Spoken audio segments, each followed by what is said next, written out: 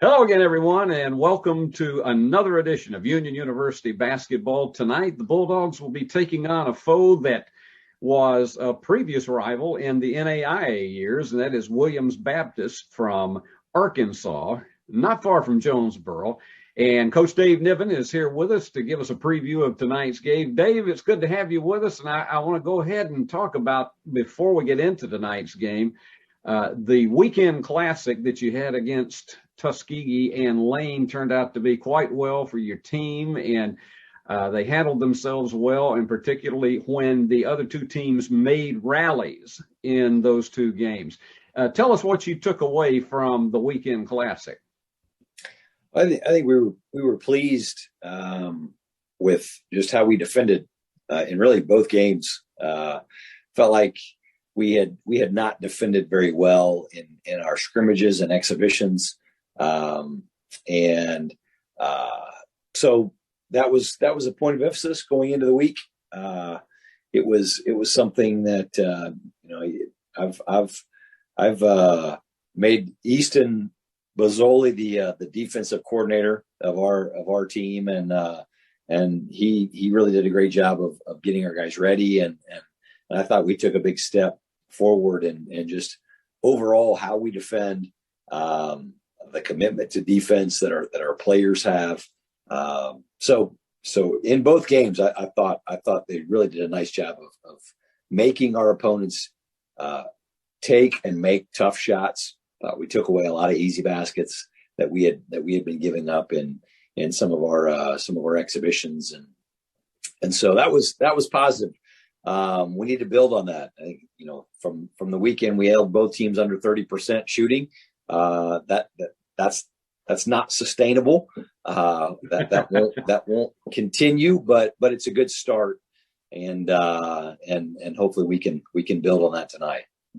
Well, one of the things also that you told me about last week was that in practice, and particularly in some simulations, your goal is to get a turkey, namely 3 stops in a row. And I found myself up in the booth trying to count that, and it happened a few times during the weekend. In fact, I made mention at one point is they got another turkey on this one. But in particular, tell us a little bit about, we saw you employing what amounted to a half-court trap. Is this going to be something that you do on a regular basis, or will it depend on the opponent? We throw it out there from time to time. I think it's something that it can help us defensively take some time off the shot clock, and particularly if there's matchups that we don't like on the floor. It means that we don't have to guard with those matchups for as long as we might have otherwise. I do think it's a way that we can create some turnovers occasionally. So it's something that we throw out there from time to time. I don't think you'll see it every game, but certainly it'll be something that's fairly consistent throughout the year.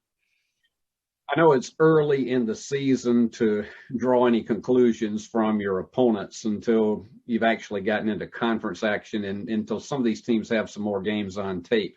But what, if anything, do you know about Williams Baptist coming into this one tonight? Oh, they're 3-0 right now. They've scored a lot of points. They have a lot of possessions. They really play an up-tempo style. I expect there'll probably be a lot of points scored tonight.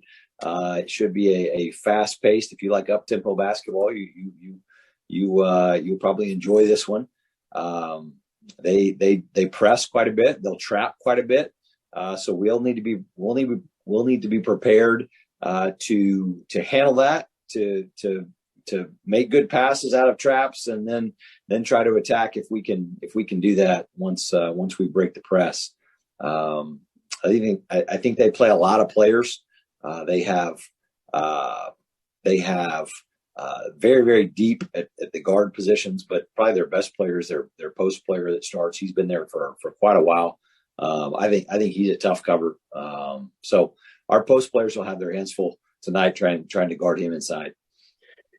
You mentioned about that they're a team that likes to trap, and they give you at times a lot of all court pressure. As a coach, what is the biggest challenge about getting your players not to get into panic mode? Because you see this happen with some teams, that they'll get into panic mode when another team comes in and hits you with all court pressure, and you're trying to figure out how to get that ball down the floor. What's the biggest challenge as far as preparing for that kind of defense? Yeah. Hopefully you have experienced players. So if you've got some guys that have been through it, you count on their experience to know how to handle it, and we do. We've got a lot of experienced guards, so I think we're a difficult team to play like that against for very long. But in practice, we try to put them in situations. Yesterday we played a couple of segments of 4-on-5 where you had 5 defenders out there and they could trap everything. And we made our players hold the ball a little bit longer than we typically would in an offensive setting, so that they did get trapped, so that they had to learn how to handle it against the trap and get a sense of how long you get. Sometimes you're allowed to hold it 4 seconds in that trap. Sometimes after 2 seconds, it feels like 10 seconds and you freak out a little bit. So it gives you a little bit of a sense of just how long 4 seconds really is. And at the end of the day, I told him, listen, I'd rather you call a timeout than turn it over. So we've got timeouts. We typically do a pretty good job of saving those. So, but more than anything, I think you rely on the experience of veteran players, and I'm confident we've got that. Well, that gives you a solid preview of what you will probably see on the floor tonight as Union takes on Williams Baptist. Bulldogs going for the 3rd consecutive victory. We'll be back to visit with Dave at halftime and get his insights into different elements of the game. But right now, Dave, wish you a lot of good luck on tonight's floor, and let's go down to the floor for tonight's starting lineups. We are live for the Thank you all, ladies and gentlemen. It's nice to be here. For the sake of the crowd, for our friends from Memphis, help us again tonight. Please stand upright. Amen.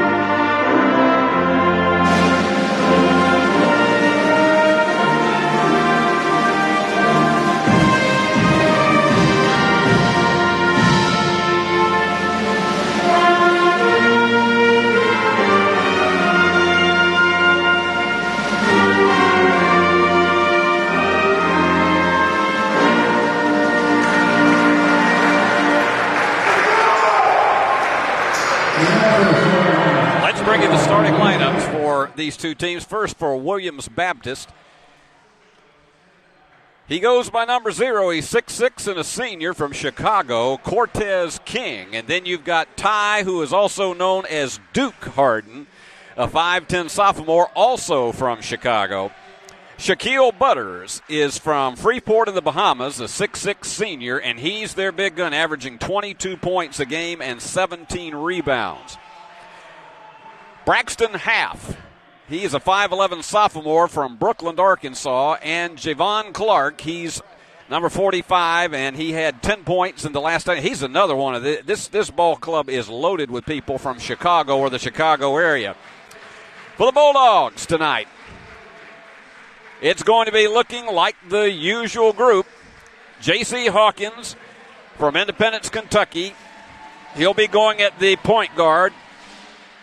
Tyree Boykin, and he's averaging 16 points a game to lead the Bulldogs from Clarksville, Tennessee. Hunter Vick from Camden, just up the road, the 6'4 senior, averaging 10 points and 7.5 rebounds a game.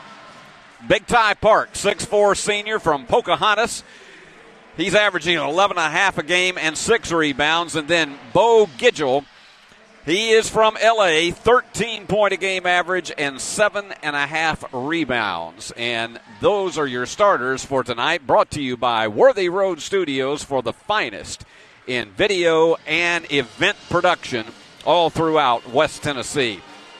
And my ever-cool, ever-present director, Paul Schultze, by my side tonight, and got a great crew. There you go, Mike Mann and his orchestra. Mike down there at the bottom on the keyboard. They'll be adding to the flavor tonight. Not a huge student turnout tonight. Some of that, there you go. Those young ladies that we've still been begging for mom to send the money, and they haven't done it yet. Maybe sometime before this season is over. Bulldogs getting ready to come onto the floor. It'll be Jeremiah Littlepage who will do the jumping.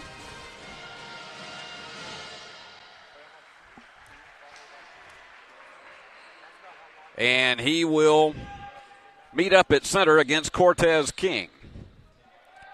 Littlepage with about an 1.5 inch height advantage over King. And live from the Fred, ladies and gentlemen, let the games begin. And getting up high to pick that one up, Shaquille Butters. He's going to be problems all night. Underneath, this Williams Baptist team is 3-0 on the season. Union 2-0 after defeating in their classic, the crossover classic over the weekend. That one's tipped away. They defeated both Tuskegee and Lane College. And J.C. Hawkins back-to-back defense. And again, they're going to scramble for it. We got a scrum, and the alternate possession is going to go to Union. Unless we got a timeout called. I don't know that we did. And the officials are discussing it. And now he's having a conversation with Cortez King. And Coach Josh Austin may have been trying to get a timeout, but regardless, it's Union's ball. And you're going to see some pressing. Dave Niven told us the press would be evident by this Williams Baptist team. Long bomb three is there, and picking up with where he left off Saturday, Ty Boykin makes this one a 3-0 Union lead right off the bat. This Williams Baptist Ball Club averaging 96 points a game. Now, you can make the argument that their opponents have not been that strong to open the season, but it doesn't matter. If you can put 96 on anybody, and matching cards at the opposite end, Cortez King, who averages 10 a game, has tied it up at 3. Bulldogs have been very aggressive in shooting in the first half in their first 2 outings. That one goes by the boards, but underneath, Gidgel wanted a foul and didn't get it.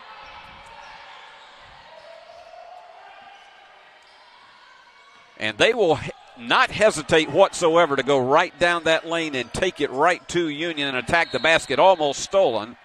And the foul is going to be actually, it looks as though the foul is going to be charged to Shaquille Butters. He picked up 22 points and 17 rebounds in the last outing.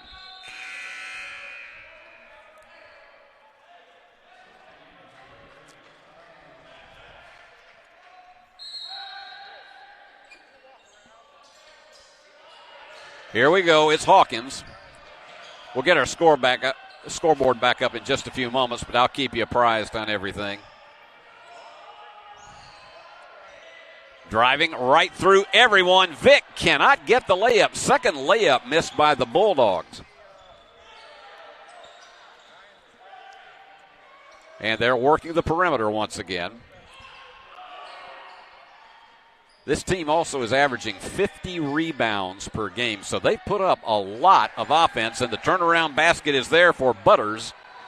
A 5-3 Williams Baptist lead, and that one just had no authority on it and was picked off by Braxton Half. Half is not your major scorer on this team, but he does a lot to set up the baskets. And taking a big spill down the lane was Hunter Vick. And underneath, that's going to be a foul on Littlepage trying to stop the bank shot. But even though this Williams Baptist team still plays in NAIA, I can tell you there is no fear about coming in here and taking on the Bulldogs on Union's home floor. Over the years, these teams have met 25 times, and Union has won 23 of them.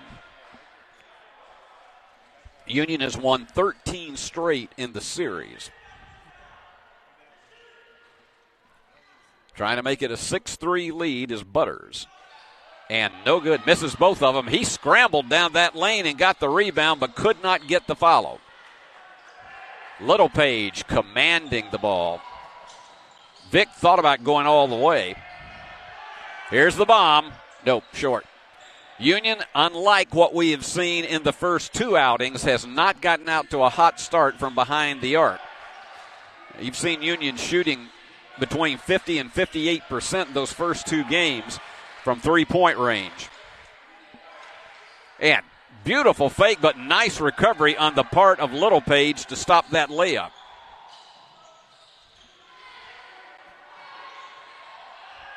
Back to the corner. Union with 18 on the shot clock.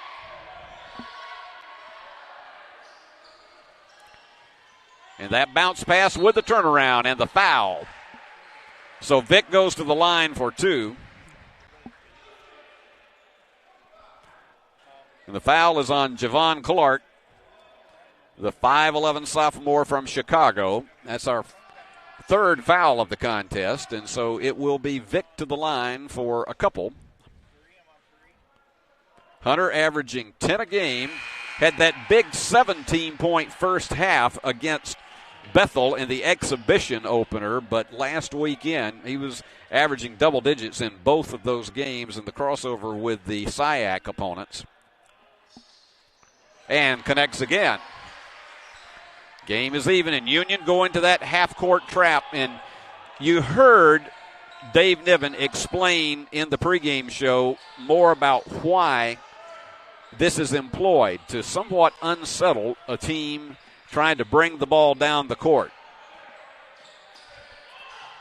And Littlepage trying to bother James Jackson, but Jackson, the forward from Brooklyn, New York, manages to make it a 7-5 lead. And taking it to the corner, open for the three. No, it's not there for Parks, and Union is again 1 out of 4 from behind the arc. And again, I've been really impressive, and on the drive, the foul is charged to Vick. That will be his first.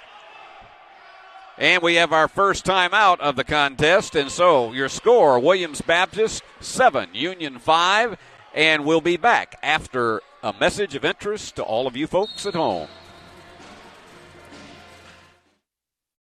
A Christian college or starting the college search process, I want to take a second to tell you about my school, Union University in Jackson, Tennessee. Union is a private 4-year university known for its rigorous academics, Christ-centered community, and the success of its graduates. My favorite part about Union is the faculty. The professors here are so intentional about helping students grow not only academically, but also spiritually. You should check out Union for yourself. Come for a visit. I know you'll love it.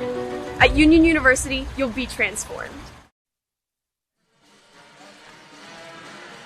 Dave Niven trying to keep his guys settled down and also a little bit tight from behind the arc. They've been putting up the bombs, but tonight they've also missed a couple of layups, just seeming a little bit off.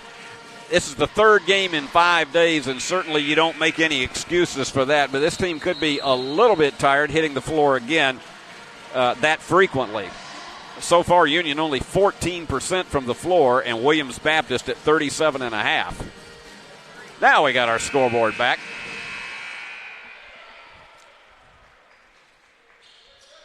And so we got Dusan Jordovic back in for Union. He had a terrific weekend in that series against Tuskegee and Lane. And again, this Williams Baptist team is playing with a lot of intensity and crisp passing, and open for the three. It is there. Javon Clark with his first long-distance basket. And so Williams Baptist out to a 10-5 lead.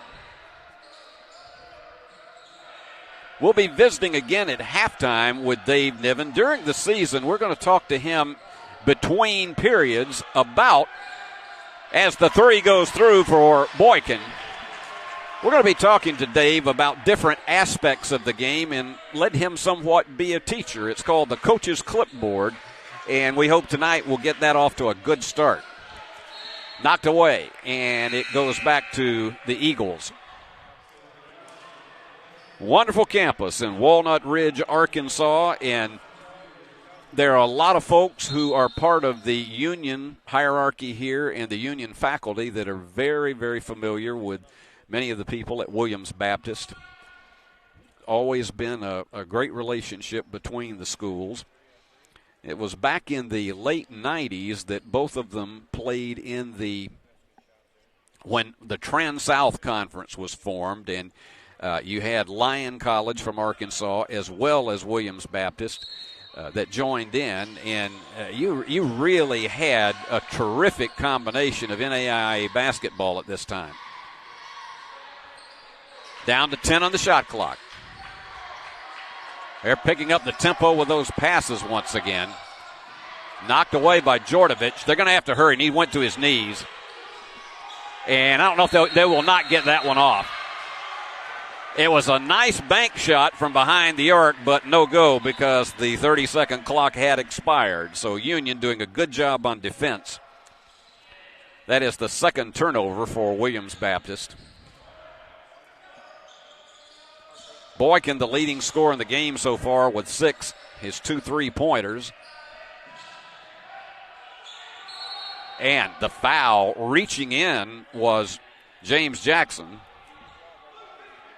I got to tell you, I've said this about some players that are down south from way up north, but he and you got Corey Sanders on this team who came down as well from Brooklyn, New York. What a culture shock to be up in northern Arkansas. 15 on the clock for Union. Jordovich trying to go right in between the defenders and draws the foul. That was excellent intensity on his part.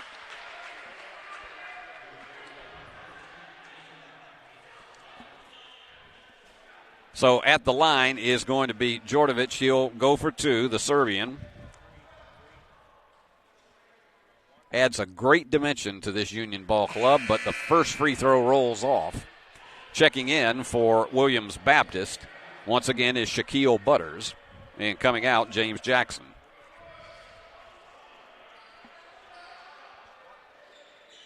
Got the second of the 2 to bring Union within 1.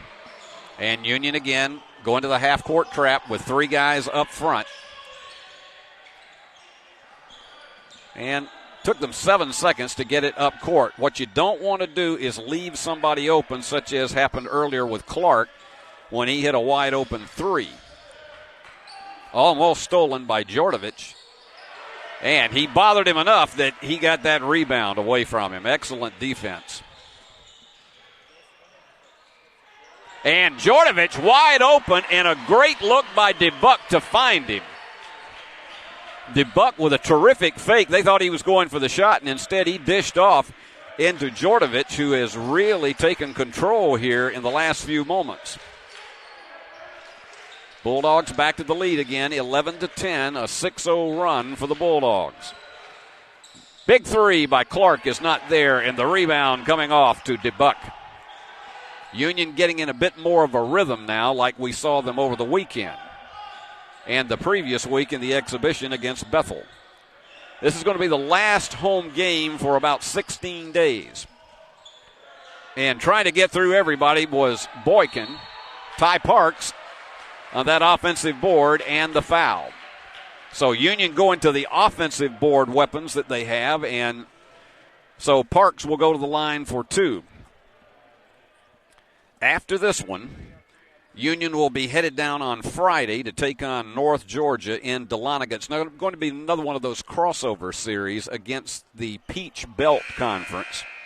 So Union will take on North Georgia on Friday evening at 7 o'clock Central Time, and then Saturday afternoon at 3, they'll be taking on Georgia Southwestern. So those two schools, not a huge rivalry, not a huge history between Union and Georgia Southwestern or North Georgia in men's basketball, but it ought to be an interesting test because Peach Belt plays some tremendous ball. And then on Thanksgiving Eve, the Bulldogs will be in Hammond, Indiana to play against Purdue Northwest. And then they'll come back home, and Thursday night, December 2nd, open up the conference season, and it'll be all conference games from then on. And Lee will be here, and that's always an interesting matchup. Look at that follow underneath, and drawing the foul was Ty Parks. He nearly flew like Superman to pick that one up. And he goes to the line for 2. A big hello to all of the parents who are watching tonight for both of these schools. It's great to have you with us wherever you happen to be, because we know that a lot of times, and particularly if your children are from long distances away from these two schools, it's hard for you to get here and be a part of the action in person. So we are delighted to have you aboard tonight and hope it's a fun evening all the way across. Parks trying to give Union the lead. And he does. That's his first 2 of the game. And Union takes the lead 13-12. Still going back into that triangular half-court trap. And you hear a lot of things from coaches about why this is effective and also how you practice against the possibility of this happening if you face it yourself. And it's interesting what Dave Niven's philosophy is and how he attacks that in practice. And knocked away. Union forcing yet another turnover. And Jordovich loses it, and it was off of his hands. Nobody from the Eagles reached in, and we have another timeout. So with the score, Union 13 and Williams Baptist 12. Let's pause for the cause. Be an employee equipped for advancement.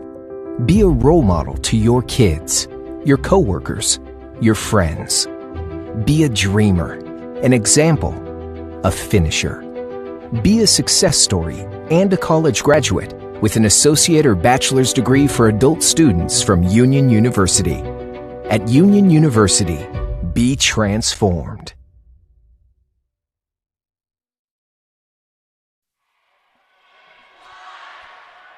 Dave Niven is probably not extraordinarily pleased with the way his Bulldogs are shooting tonight, 27%, but definitely I think he's probably much more satisfied with the intensity of their effort. It was just the timing was off in the first 4 minutes of this game, and that second 4-minute period, Bulldogs seemingly are getting their rhythm better.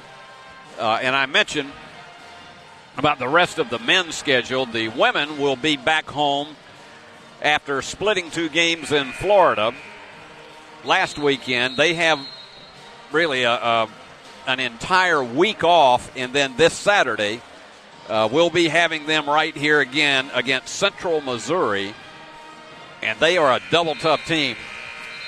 That will be a 12:45 airtime and 1 o'clock tip-off. It's a special time, so everybody please remember that if you're hoping to catch the game in person here at the Fred.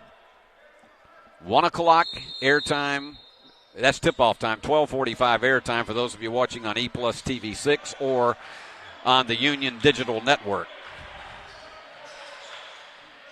And Union again spreading out the defenders, and yet another steal by Clossy, but the team swapped turnovers and the foul. Now let's see, that is going to be on Gidgel.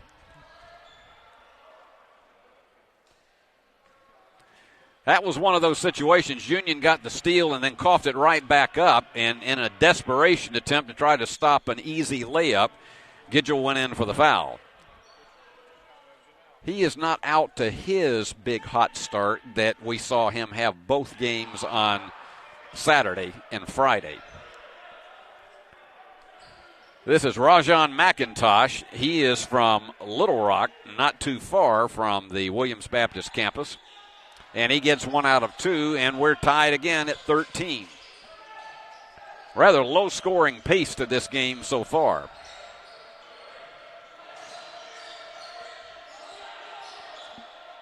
And on the inside, and they work it outside.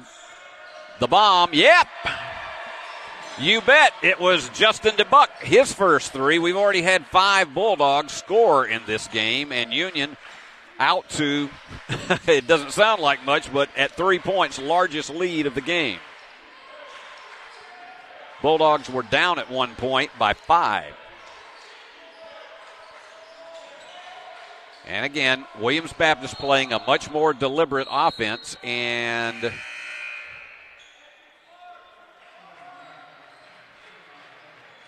I don't think he called a foul. It looked as though perhaps Union. Yeah, they didn't come over and charge a second foul to Gidgel. So the Eagles will play it with 8 remaining on the shot clock. This is where you have to be extraordinarily aware of your time factor and the fake and trying to get a 3-shot foul. It did not work for E.J. Anderson, who's also from Little Rock.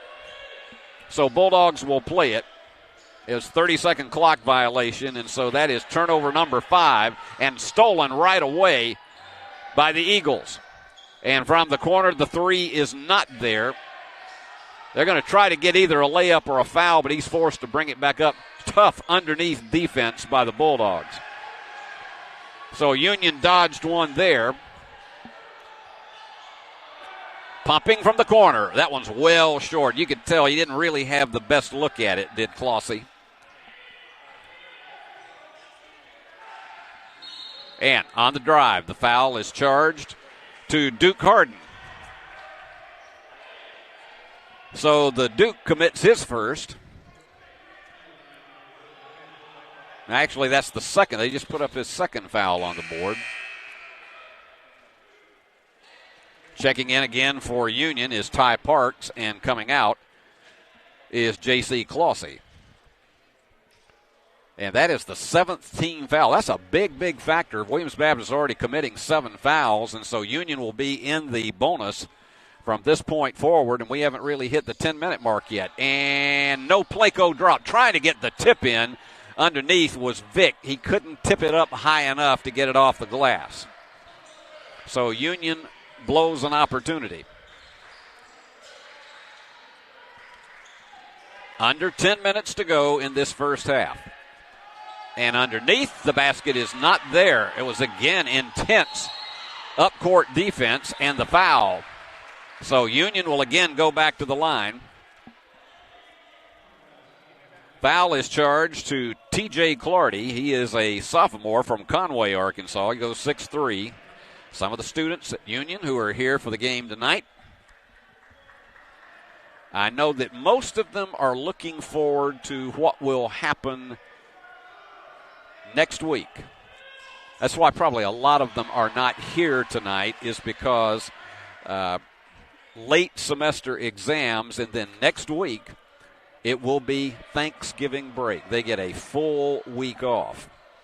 And I can tell you, as a professor at this place for 29 years, when we went to the full week of Thanksgiving, it was much appreciated because you really count it as a 9-day break. Because it starts on Friday, and you don't come back for classes until a Monday following Thanksgiving week. So I can tell you, most of these people who are here tonight, they can't wait for Friday to come. And if they don't have a Friday class, I got news for you. They're going to be leaving out of here on Thursday. And again, double teaming the ball. Here we go. Union's got numbers. 3-on-1. Taking it all the way. The left-hand layup is there for Parks. And Union up to a 7-point margin. Union with 15 of the last 18 points in this game. And trying to get a little more speed in the game with Half back in. He's the one who started at point guard. And on the drive in, a very quick foul is called on Bo Nigel. And that was one of those that, yeah, that's sort of a chippy foul that you call because it was just barely on the drive in. So Gidgel will probably set out for the rest of this half with 8:52 remaining. I know Dave Niven does not want to risk a third foul this early in the contest. And again, they're working the perimeter. Directing traffic is Half. From outside for the three. There's a big one. And that was Franklin Petillon, who is from the Bahamas. And the answer shot is right back there. Ty Parks with 7, and that is his first 3 of the contest. And Union back to the 7-point margin. What a block! Are they going to call? Yeah. A great block by Littlepage, and then a foul on the rebound is charged to Cortez King. So Littlepage goes to the line for a couple. That's a rarity that you see that call. It was a terrific block, and then as Jeremiah was going up for the rebound, he was fouled on the wrist. So the young man from Birmingham is on the line. I had a blast meeting his mom on Saturday here at Fred DeLay. Just a very friendly and delightful lady. Missed the first one of the 1-and-1. Union will be in the double bonus with the next foul. Half trying to, and there's just nowhere to go against Hunter Vick. He was trying to get some dribble penetration. And that bounce pass did not work. Littlepage is all over it. We're going to be talking to Dave Niven about the bounce pass, and I'll tell you more about this right after we take a timeout because the score is Union 23, Williams Baptist 16. Right now, let's go scoop for the loot. Be creative, innovative, passionate. Be excellent, inspiring, driven. Be faithful, disciplined, prepared. At Union University, you will thrive in a Christ-centered community and be equipped for success in your life and career. Begin your journey today. At Union University, be transformed. This is that song that has the inventive title called Word Up. I have no idea what that means. I had to ask what song it was, and former cheerleaders told me, they said they call it Word Up. And I said, is there any such thing as word down? Nobody could tell me. Lady Bulldogs with a terrific routine. So far in the game, they've gotten Union their shooting percentage up to 40%. It was languishing in the 20s in the first 8 minutes of this game. And they're back up to a higher percentage than their overall shooting from three-point land, 44%. Bulldogs with the edge rebounding, 13-11. And also in the edge in points off turnovers by Williams Baptist, 6-1. And your game leader in scoring right now is Ty Parks with 7. He's got a couple of threes. Boykin with 6, and on the other side, it's Cortez King with 5 for Williams Baptist. And on the drive, they are calling those fouls very tight tonight on those drive-ins. If there's even the slightest bit of body contact, they're calling him, and Ty Parks is charged with his first foul. That is only the 15th foul on Union, so Williams Baptist continues to play it. Eagles coming in undefeated in their first 3 games. Union in its first 2. Nice little floating jumper for King, and he has 7. There you go. And Little Page, great awareness to dish off to the flying Ty Parks. So Union back to the 7-point margin at 25-18. That continues to match a lead that they've had 3 times in the contest so far. And almost losing it, and they're going to scramble. And did they get a timeout? And they did. Williams Baptist will take a timeout. I'm going to keep it right here. 25-18 your score. Let me run down a few of the other totals that we have right now. In shooting for Williams Baptist, they're at 39%, 43% from behind the arc. They've cooled off a bit from a rather hot pace when they began the game, and they got a couple of them right off the bat. Free throws, they're only 1 out of 4 for 25%. In turnovers, Union has given it up 4 times, and the Eagles have given a gift to Union 5 times in the game. But a big factor is the foul category because Williams Baptist early on put Union in the bonus, and they've committed 9 fouls to 5 for the Bulldogs.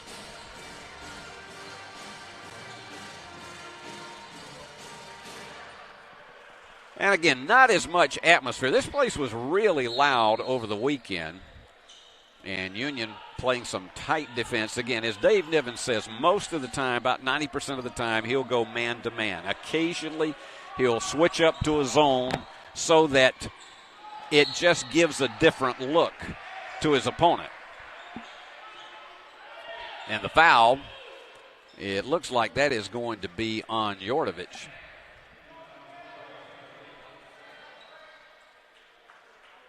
Well, we didn't quite get the call on that. That was on Vick. That is the second foul on Hunter. He and Gidgel with 2 each. On the other side, Clark and Duke Harden each have 2. But this was in the act of shooting. And you can tell he just pushed that one right off the bat. Too much on it for Petition. Vick's going to check out with his 2 fouls, and coming back in is J.C. Clausey. Dave Niven has played 9 so far in the contest. Williams Baptist has actually had 11 players in the game. They have a big unit when they come in. As we mentioned, Bulldogs with 3 more road non-conference games before it all starts for real. And you're looking at, with the exception of McKendree, that is going to be 1 non-conference game that is on Tuesday night, December 14th, up in Lebanon, Illinois. But Union is going to be, during the course of the season, this year it is a 22-game conference schedule. So it is going to be a very, very busy conference race that starts out on December the 2nd, which is a Thursday night, and all of the games that are in the conference, with the exception of a Monday night game on December 20th against Delta State, all of them will be either on a Thursday or Saturday. There is one exception in February when West Georgia comes in on a Wednesday night. And that's going to be a rather odd situation because Union will be playing.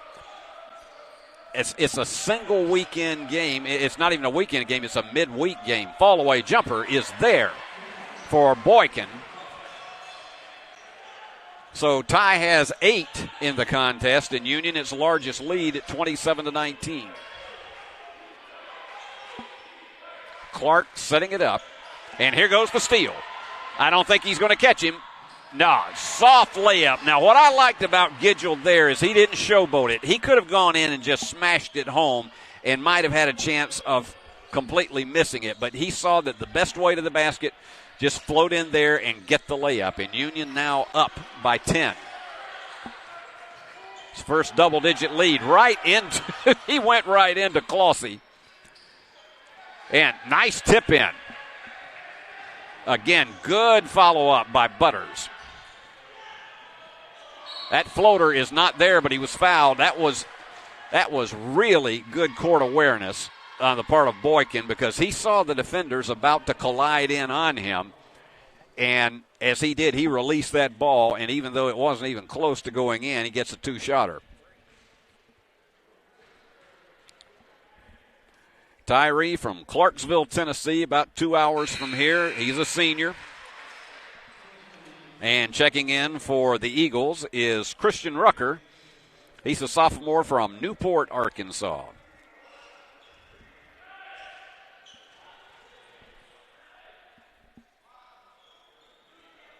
Back to a 10-point lead for the Bulldogs, and Boykin is having himself a fine night with 10. 9 for Ty Parks. So Ty and Ty are doing everything to keep this game from being tied. Wasn't that inventive? Oh, going to his knees again. They've had trouble tonight, and here goes the steal. Union's going to have a 4-on-3. And the big bomb, yes! J.C. Hawkins, the grad student, nails it home, and the Bulldogs up by 13 now. It's been a slow grow in that lead because rather than getting to a big lead early, it was a 10-5 game that Williams Baptist controlled, but Union has really been on top of it. And the fall away, good measure of his defender for Christian Rucker. Bulldogs again trying to control the tempo of this game with 4.5 minutes remaining in the first half. Going for another bomb. Nope, it curls off, and the rebound coming off to half.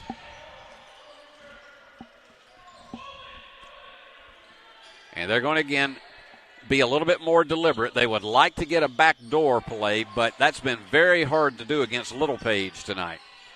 But the curling layup going against J.C. Hawkins goes through for E.J. Anderson. And we are under 4 minutes.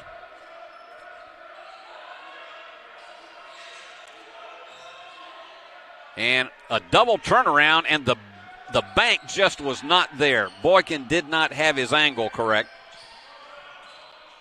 So trying to slide this thing down a bit because it was just a short bit ago that Union was up 13, and Williams Baptist has a chance to cut it to 6. And going for a big one from 30 feet out, and had the bank, and it went away. They were robbed on that one. Union again working the perimeter. Going for the big one again. No, that one was short for Boykin. So Union cooling off again on 3-pointers. And we got timeout with 3:09 to go in the first half. It is Union 34 and Williams Baptist 25. We'll be right back after you hear this message of interest for you. If you're a Christian college or are starting the college search process, I want to take a second to tell you about my school, Union University in Jackson, Tennessee. Union is a private 4-year university known for its rigorous academics, Christ-centered community, and the success of its graduates. My favorite part about Union is the faculty. The professors here are so intentional about helping students grow not only academically, but also spiritually. You should check out Union for yourself. Come for a visit. I know you'll love it. At Union University, you'll be transformed.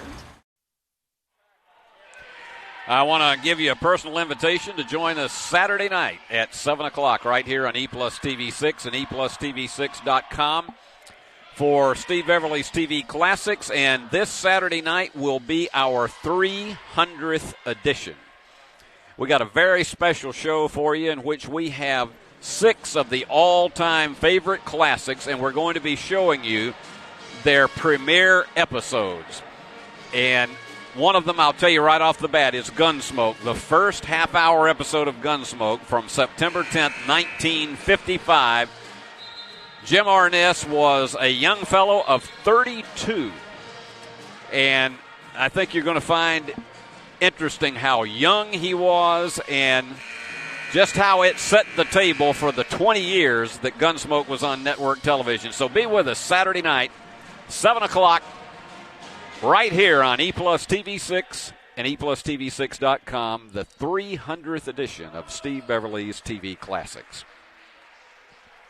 With 26 on the shot clock, Williams Baptist tosses it in.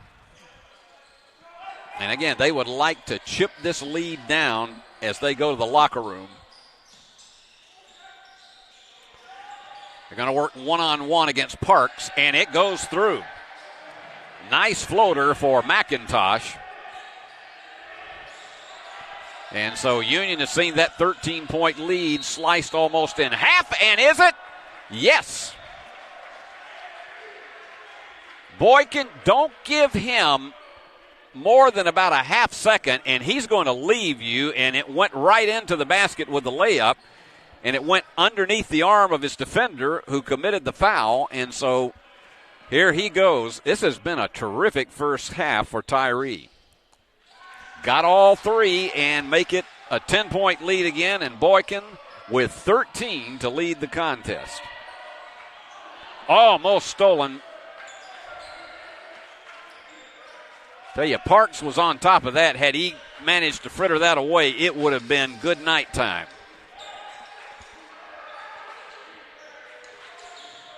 And again, a little bit out of control was Anderson. The turnaround is not there. Rims off, and the rebound coming off to DeBuck. And he sets up the play. Instead, goes the one-hand floater and gets the friendly roll, and Union back to a 12-point lead. DeBuck with 5. 7 different Bulldogs have scored here in the first half. Almost stolen away, but the hook was there. A power hook by Shaquille Butters. He's got that size that is almost impossible to stop once he gets an edge on you. They're triple teaming underneath, and so Union goes to the outside, and the connection is made by Littlepage with his first 3. The big guy goes at the post, but he can hit from outside. So Union back up to match its largest spread at 13 as we're getting close to the 1-minute mark in this first half of action.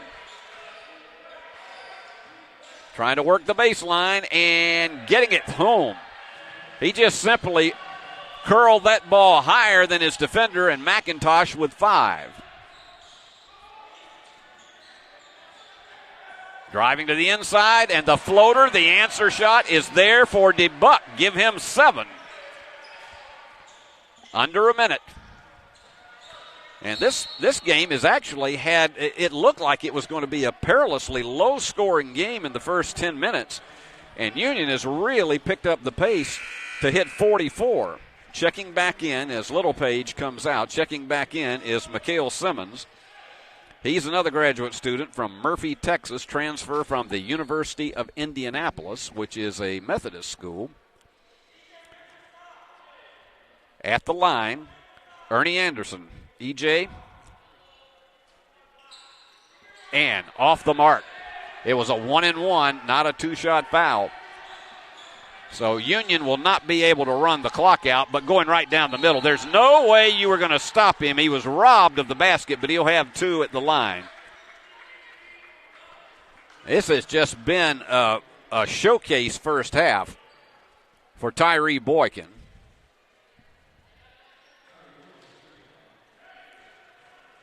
Boykin, if he can connect here, and he gets the first of 2, he's 4 for 4 from the line so far tonight, and he gets this one, he'll have 15. And Union should be able to get the ball back at least one more time before the half ends. Got them both, and now it's the largest lead of the game at 15.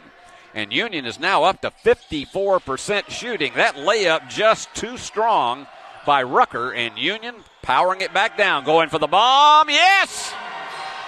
DeBuck in double figures with 10.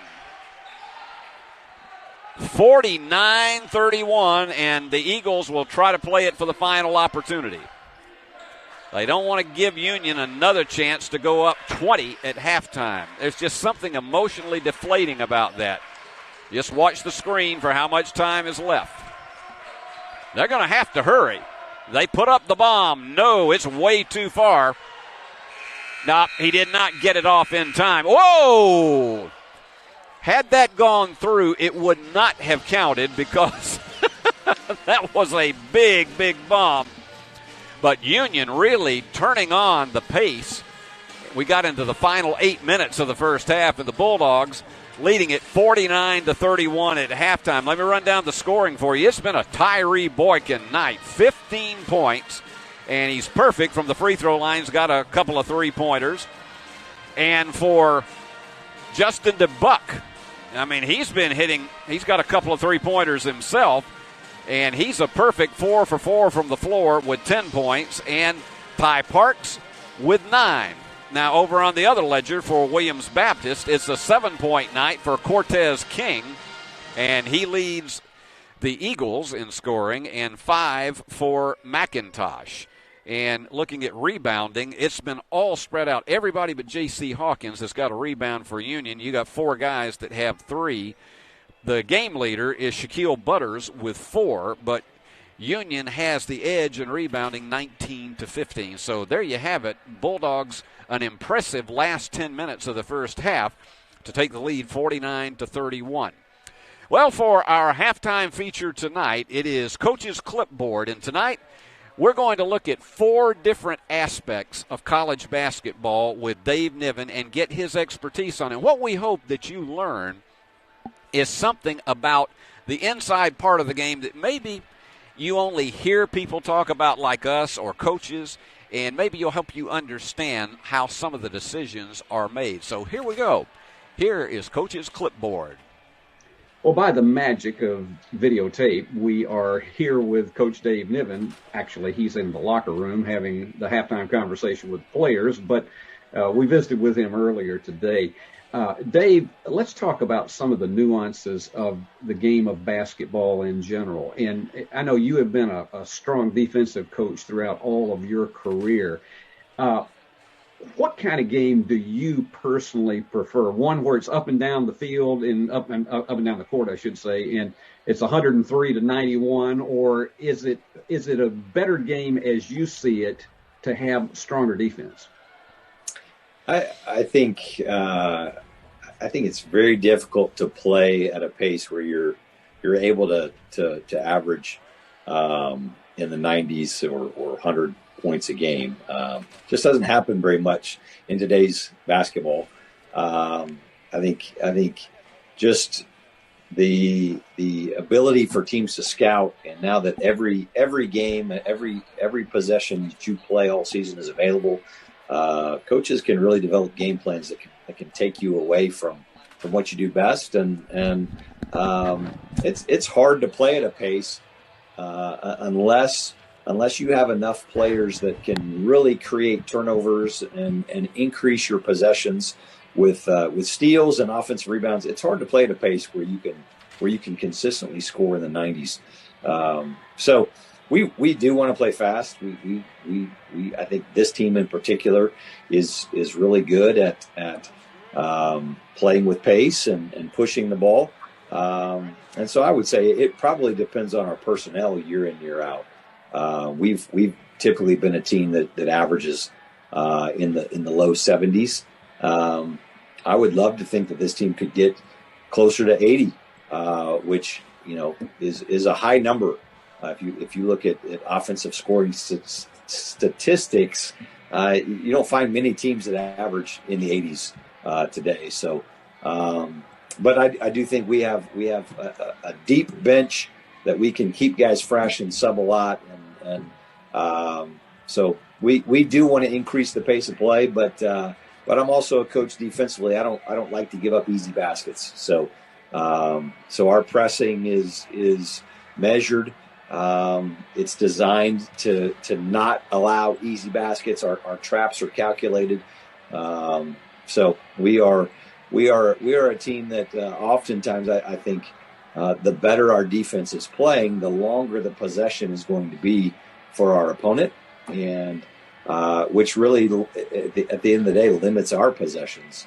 So it's one of those things where we had several shot clock violations that were caused by our defense over the weekend, which is a sign of a pretty good defense, but it does that kind of thing does tend to slow the game down. So it's kind of a double-edged sword. It's hard to have your cake and eat it too sometimes. Yeah, and I know many coaches have said the same thing. let's also talk about another aspect of the game. I started doing this in the 90s, and at that point in time, the bounce pass was still an effective way to be able to get the ball into an open player. And I've noticed over the years that is less and less so. And my question is, what is the reason for that? Is it because defenses are better and they just clog up the inside and challenge and don't allow the bounce pass? Because I noticed you got one in to a wide open Gidgel on Saturday's game against Lane. But why has the bounce pass become less effective, if that in fact is the case? I don't know that I have a great answer for the history of it. I can tell you what we teach, and if you watch us closely, you'll see that my players don't always follow these rules, and more often than not, when they don't, they get away with it. But we typically teach that there's only two times that we encourage the bounce pass, and one is to a cutter on his way to the basket. So that might be in transition. It might be a backdoor cut. I think we ran a backdoor play against Lane, and Hunter made a nice bounce pass to Tyree for a 3-point play at the basket. But we feel like a bounce pass is an easier pass to catch, and when you're cutting to the basket at full speed, it just softens the pass and makes it a little bit easier to handle.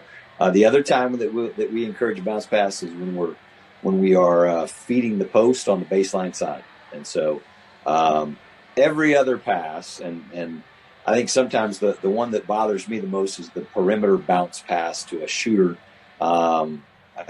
Every other pass, though, in the game, we encourage making an air pass. So I think there are times that if you see our players making a bounce pass outside of those two areas, it's probably because the defense got their hand in the passing lane and they felt like it was the open pass to make. But we would encourage them faking a bounce pass, trying to get their hands down and then making an air pass. But we're not always able to do what we were coached. So, but that's what we teach with our players in regards to the bounce pass. All right, two more things before we let you go, Dave. One is this.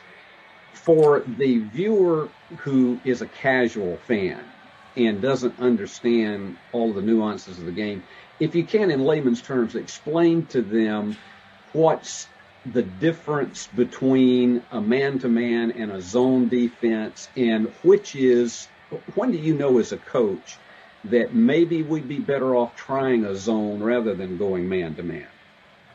Yeah, man-to-man just simply means every one of your players is assigned to one of their players, and you will be responsible for that player wherever they go on the floor, and when they catch the ball, your job is to stay between them and the basket.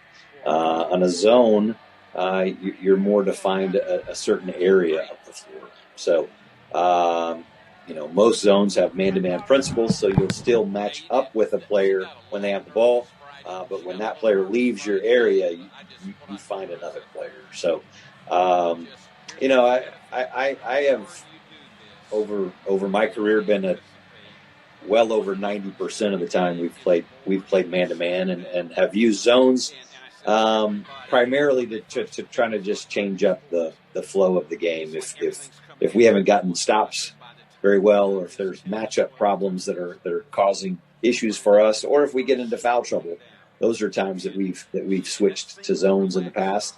And sometimes we've switched to zones just for a possession or two, just to try to see how will this team respond to it. Are they prepared to play against a zone tonight? And so sometimes you can steal a couple of possessions like that, but that's typically how we've played in the past. I think at the lower levels of basketball in elementary school, middle school basketball, you see a lot more zone. I wish they would, and I wish they would play man-to-man, but I understand it. It's a lot harder to teach a 12-year-old how to play man-to-man than it is to play zone. So, but I think it would do basketball a service to teach all levels how to defend man to man. Final thing. College basketball for men is the only real level of basketball still playing in halves. 2 20-minute halves. It's been the tradition. We've seen women's basketball go to 4 quarters, and the Olympics is 4 quarters. The NBA plays in 4 quarters. I know there are strengths and negatives about both, but as a coach, how would you feel about the men's game going to 4 10-minute quarters? Oh, I think it's headed there. I'm surprised it's not there already. I would be shocked in 5 years if we weren't doing that. Just because I don't think there's a big enough push among college basketball coaches to hang on to the uniqueness of the way we play, and I don't think there's enough benefit to the uniqueness of playing in 2 halves now that it's worth hanging on to. I think we will conform sooner than later to what everyone else is doing. I'll welcome that. I think honestly, for me personally, I'm happy to play with 2 halves. I'm happy to play with 4 quarters. It'll make some changes in how you go about coaching, but I don't see it as a huge deal either way. If there were enough men's coaches that were against it, and it never changed, then I'd be happy to finish my career this way. But I do think that change is coming, and when it does, we'll embrace it. We're going to be visiting more during the season at halftime to get Dave's insights into things about the game that maybe you don't quite understand as a casual fan, or that perhaps can help you understand more what you see on the floor. Dave, we're going to wish you a lot of good luck in the second half here, and let's just make sure that it is a good one for all the fans. And thanks again for your time. All right. Thanks, Steve. And that's Coach's clipboard, and we hope that you'll enjoy that periodically during the season to have a halftime visit with Dave Niven, who has just come back onto the floor here, and the Bulldogs following right behind him. Let's take a look at your halftime statistics, brought to you by Worthy Road Studios, the finest in sports and event production all throughout West Tennessee. Well, Union in the first 10 minutes was only shooting 26% from the floor, but they ratcheted that up, and this is about like what we've been seeing at the end of the first half, 56% to 45% for Williams Baptist. In three-pointers, the Bulldogs now at 7 of 14 for 50%, 33% for the Eagles. Union with the edge in free throws, 63% to 29%. It's been a tough night at the line for Williams Baptist, only 2 out of 7. Union the edge in rebounding, 19 to 15, and I know this is a category Dave Niven is very happy about. Only 4 turnovers so far in the game. Williams Baptist has given it up 7 times. It's been a relatively cleanly played game as far as not a lot of mistakes or unforced errors. But here's your big factor here. It's an 18-point lead, and Union has picked up 11 points off of Eagle turnovers, and the Eagles only a single point off of Union's 4 turnovers. So there's your 10-point differential out of that 18 right now. That is huge.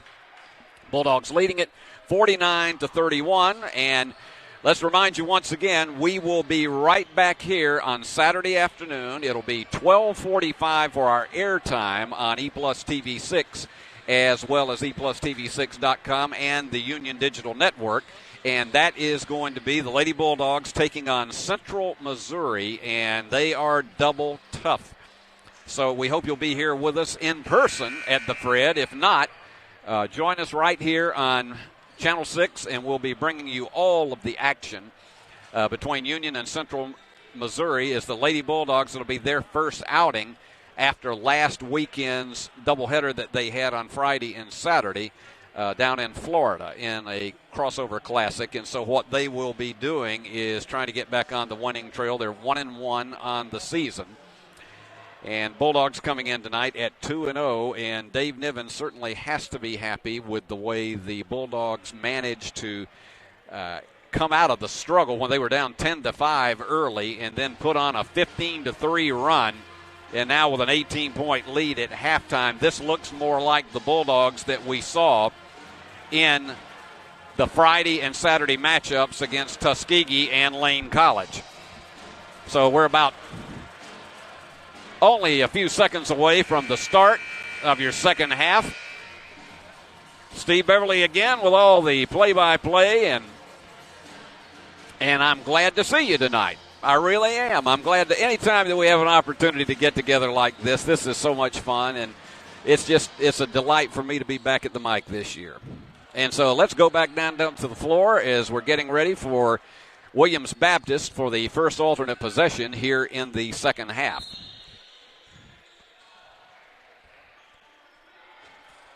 And our former Bulldog commentator, Logan Whaley, covers some of Williams Baptist. He is a sportscaster for KAIT in Jonesboro, Arkansas, so he's over from time to time at the Williams Baptist campus as well as covering Arkansas State. There's a big bomb, and it's off to the left, but offensive board and commanding it totally and drawing the foul is Gidgel. He sat down with a couple of early fouls in the first half. So Bo has been held to a couple of points, but I got news for you. That's not going to stop him. He is all over it. This big guy from L.A., 6'8", 235 pounds. But it is well distributed and short on the free throw. Bulldogs 12 out of 20 now for 60%.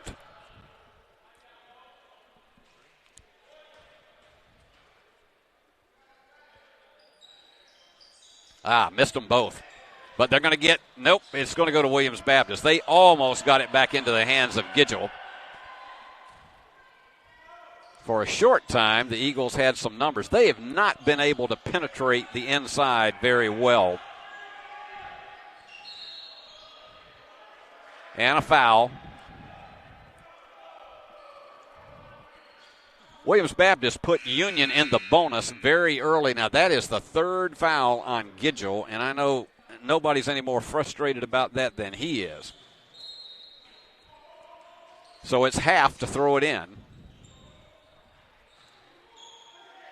And they work one-on-one against Boykin. Now, let's see who they call the foul on. Is on the trailing player. No, that's going to be Boykin. Well, that's what you have to do is try to aggressively work it against the Bulldogs if you hope to get back in this game. And certainly Coach Austin has to be happy with what he sees with the aggressiveness of his team here in the early going of the second half. And that one goes off to the right. It's been a struggling night for both teams from the free throw line. 2 out of 8 for Williams Baptist. Clark got a very friendly bounce on that one. 49-32. And he faked it and then decided to go in with it and lost it, but picking it back up again. Great intensity on the part of Parks. In and out on the three, and let's see, it's going to be the foul is charged to Petition. So you got to hand it to the Bulldogs will play it underneath, but you have got to hand it to Parks. He has just been all over this floor tonight. And here you go with the official Union logo mop. This is the moisture absorber. And we have to teach this guy, though, how to do it like curling is done. You got to wobble it a bit as you go up and try to get that moisture off the floor. Bulldogs with 15 on the shot clock. Little Page to the corner, and the three is there for J.C. Hawkins. That's his second bomb of the night. And Bulldogs up by 20. Again, the largest lead of the contest. Williams Baptist is having to work the perimeter, and that's on Littlepage. And there you go, the official Union curling mop. Hyperdry 18. I don't know what happened to Hyperdry 1 through 17. So at the line, they say it was in the act of shooting, and so this is going to send Cortez King to the line. Now the official is coming back to the scorer's table, and they're going to trade out basketballs. Apparently they didn't like the inflation in that one, so here we go. No, they're not going to shoot it. He went to the line, but King is not going to shoot. It was not in the act of shooting. And that's an offensive foul. Clark just simply slid into his defender. Didn't intend to, but his feet just absolutely got out from under him, and he slid into his defender. And that is the third foul on McIntosh.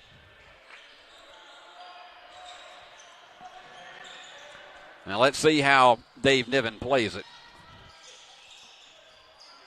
Well, Littlepage was not expecting that pass, but he recovered very, very quickly, and so Jeremiah with 5.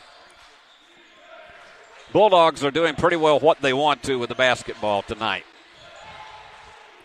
And it's a tough team for an NAIA school to come in here and take on the challenge of someone such as a Union, that the talent level. And here you go. Watch this one. Here he goes. Down the stretch he goes. And look at how the Bulldog bench is up everywhere. That is the dipsy doodle if ever there was one. It would have made Otis Campbell happy.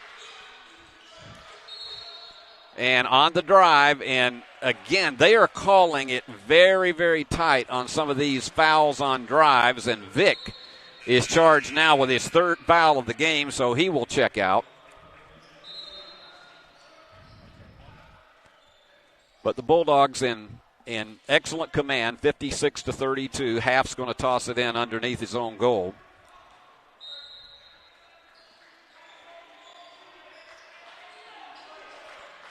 And again, they work the perimeter. They've looked for any answer to try to penetrate the inside, and Jeremiah Littlepage didn't even have to jump to block that one, just timed it perfectly. That's Jeremiah's second block of the contest, and that one went off of his shoulder. That's one of the few times that Williams Baptist has actually had numbers tonight, and they can't convert. Bulldogs on the attack. Look at that. Hop, skip, and jump, and Parks is there with 13. A 26-point Union lead.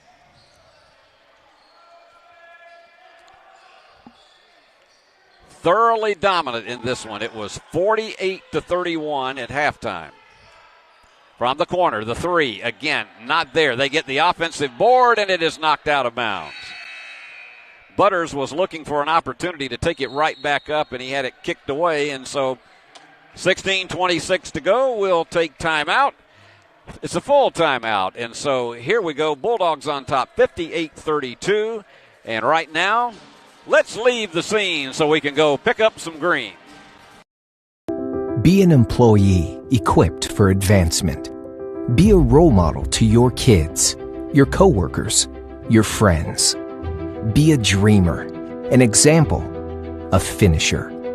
Be a success story and a college graduate with an associate or bachelor's degree for adult students from Union University. At Union University, be transformed.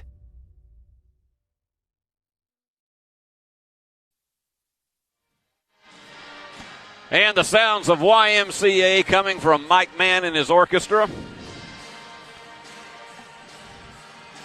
Dave Niven, basically, as the cheerleaders are again greeting us, and they said they are not going to stoop to beg their moms for money because they're going home Friday. Yeah, next week is Thanksgiving week, and Union is out for the entire week. And as I mentioned in the first half, that was one of those. And here's another threesome. They'll say, look, Mom, if you'll just send us a care package of food, we'll take care of that. They're going to get probably a lot of care packages of food when they get home because Mom's Home Cooking is going to be absolutely outstanding. 16:26 remaining, and Williams Baptist will play it. Union has committed 4 team fouls, and the Eagles 3 here in this second half. Thought it was interesting, Dave Niven's answer about going to the prospect like the women have done, and that's going to be an over-the-back foul by Cortez King. That'll be his third. But what Dave Niven was telling us about the prospect of going to play 10-minute quarters instead of staying with the long traditional 20-minute halves. And you could really sense from Dave's answer that he would much rather go. He said, I'll live with whatever we have, but he really would prefer going to the 10-minute quarters. There's several advantages to that. It has proven with women's basketball to speed up the game, and it's going to go back to Williams Baptist. It has proven to speed up the game because you do not have as many trips to the free throw line. There's no more 1-and-1 foul. And it resets every quarter, and so you don't go to the free throw line until there's 5 fouls. And in 10 minutes, that doesn't often happen. And we have got a media timeout, so I'm going to keep it right here so I can continue this thread of discussion. So one advantage, it does speed up the game. The other thing is that coaches have a better opportunity to reset their offense and defense with that break at the 10-minute mark rather than the 20-minute mark. And one of the other things that typically happens is that we have seen less as far as players fouling out of the game. Because typically you just don't see as many fouls being committed in that shorter time frame. It doesn't mean that they don't, but you don't see it happen as often. I've been an advocate of that for a long, long time. It's time. Men's college basketball is the only bastion of college basketball or any type of basketball left that plays in halves. The NBA has long played. They never played in halves. The NBA plays in quarters. Olympic basketball is played in 10-minute quarters. It is time for men's college basketball to do the same thing. High school basketball played in quarters of 8 minutes. There's just no reason other than some old-timers in the coaching ranks that just believe that they want to keep it traditional, but it's time to get with it. So I'm with Dave on that category, although as a coach, he says it's not going to make a great deal of difference to him if they stay this way. But he made the prediction that it could be within the next 5 years that he thinks it will change and we will be going to 10-minute quarters and going to the deck hard, but it was a good job of drawing the foul. And the foul is charged to Ty Parks. That is his second. So that's the 16th foul on the Bulldogs. And at the line, Cortez King. This is his first trip to the line. King with 7 points. He and McIntosh are the co-leaders. And again, this has been a nightmare from the free throw line for the Eagles. 3 out of 10. Their three-point percentage is the equivalent of what it is for free throws in this contest tonight. 30% both ways. 3 out of 10 from behind the arc, 3 out of 10 from the line. Got the second one. And they're going to come up and add a little pressure, but it doesn't stay there long. They back up very quickly. I think they're a little bit afraid of Union leaving guys wide open if you put 3 guys up front for long. And right between everybody, a terrific job by Tyree Boykin with 17 points in the game now.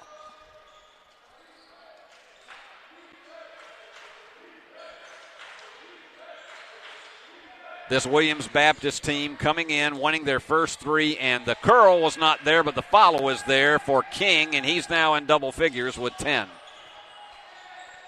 But the Bulldogs, after the first 10 minutes of this game, have done a much better job of maintaining the tempo.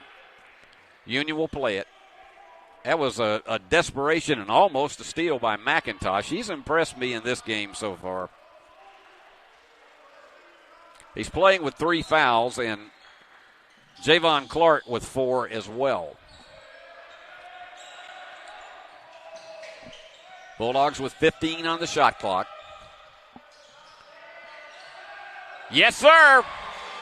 Hawkins with 9, and all of them have been from behind the arc. So JC is finally feeling the touch of his long shot. And the Bulldogs by 28.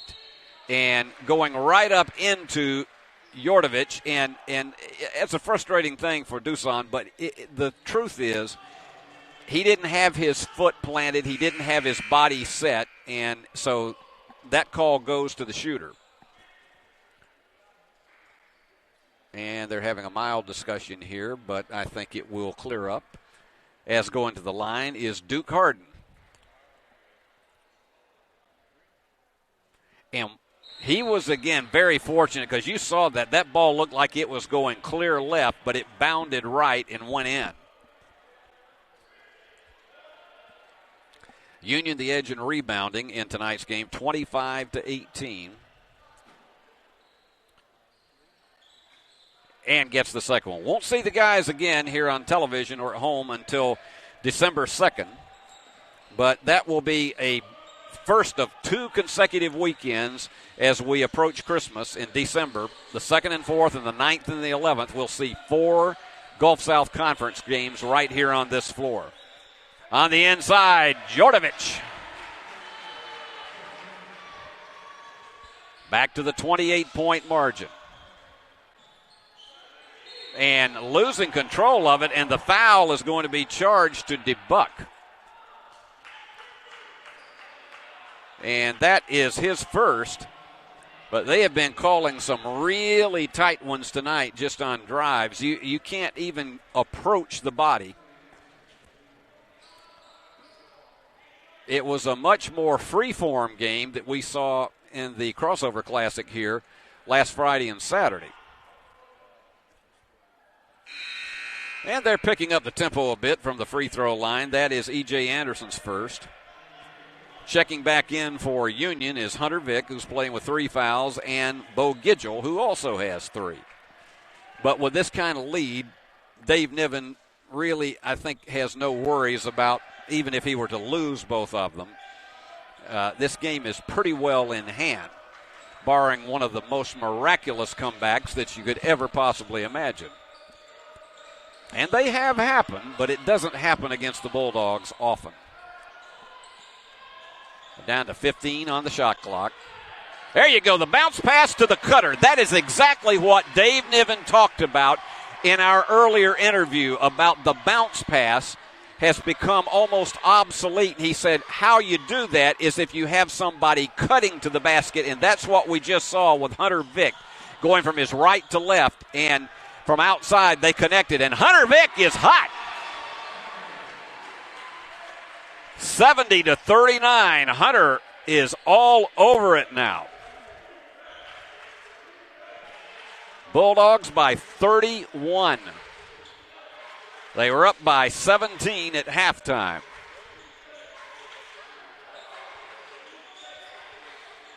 And again, look at the defense. Vick is all over him. And Bulldogs have got it. They got numbers. 4-on-1. The high leap goes inside to Parks with 15. And the foul. And you can tell this is almost demoralizing, this Williams Baptist team right now, because the Bulldogs are putting on a show.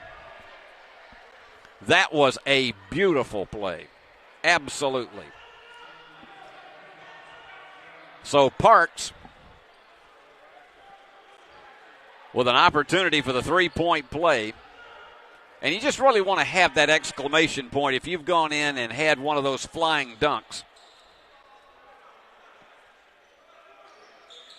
Well, Dave Niven told me before the season, and he's told some of you in some of our interviews, that he really had a great feeling about the talent on this ball club. Now, this team is predicted to be 5th in the preseason coaches poll in the Gulf South Conference. Well, let's wait and see as the conference race unfolds.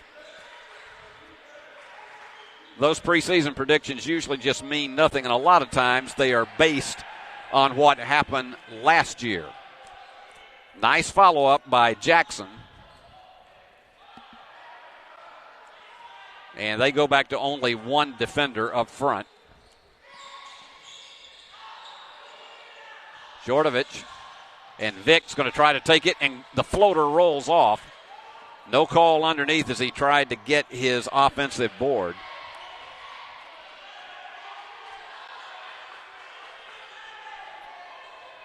Eagles slow up the tempo.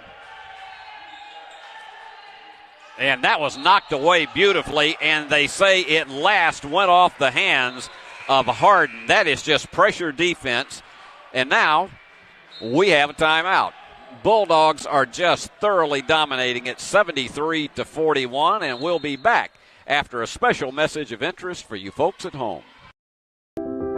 Be creative, innovative, passionate. Be excellent, inspiring, driven. Be faithful, disciplined, prepared. At Union University, you will thrive in a Christ-centered community and be equipped for success in your life and career. Begin your journey today. At Union University, be transformed. The Bulldogs, 8 minutes into this game, were shooting only 26%, and boy, has that turned around. They are now at 62.5%, 25 of 40.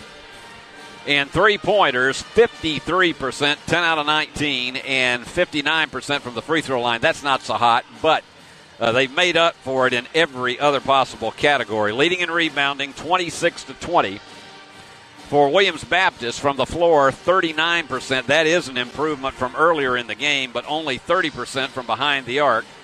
53% from the free throw line. Part of that is because they have rallied and hit their last 5 free throws. They were 3 out of 10 when we last checked in on how both teams are doing. Turnovers, Bulldogs have given it up 6 times, 11 for Williams Baptist. Points in the paint. That's the inside shooting that has been so good tonight. Actually, Williams Baptist has had a good run at it. 28-20. But here you go. With this 32-point margin, Union has picked up tonight 18 points off of Williams Baptist turnovers, and the Eagles have only picked up 2 off of Union's mistakes.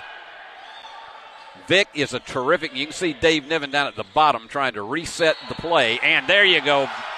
Vic and the foul. Just stopped and popped, and he was fouled as well, and he's in double figures with 11. So Hunter, who came into the game tonight averaging 10 points, and he has had himself a terrific second half so far. Short, and the tip-in is there for Gidgel.